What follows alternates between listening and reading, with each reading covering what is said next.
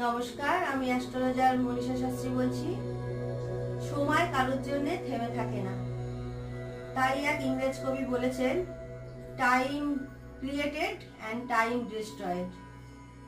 তাই এই সময়ের জন্য কিন্তু মানুষ যখন অপেক্ষা করেই থাকে, কিন্তু সময় কিন্তু মানুষকে ধরা দেয় না। সময় সময়ের মতো করে চলে যায়। দুঃসময় আর সুসময় যে মানুষটি জন্মেছেন তার লাইফে আসবেই। কিন্তু কিছু কিছু মানুষ আছে, তাদের আত্মিক মানসিক শক্তি এত জোর, তারা কিন্তু সমস্ত প্রতিকূলতাকে সঙ্গে নিয়ে মনের জোরে সবকিছু থেকেই ওভারকাম করতে চায়। কিন্তু এমন ভাগ্যবান কজন থাকে যার এত মনের জোর, যার এত মানসিক শক্তি বা মানসিক জোর থাকবে। কিন্তু আজকে যার আপনাকে ভালো লাগছে, কালকে তার আপনাকে ভালো নাও লাগতে পারে। আজকে আপনি যাকে ভালো লাগছে তার আপনাকে ভালো নাও লাগতে পারে। এই যে সময়টা কখন কার জীবনে পরিবর্তন আসবে, এটা কিন্তু আমাদের দশা, অন্তর্দশা, প্রত্যন্তর দশার উপর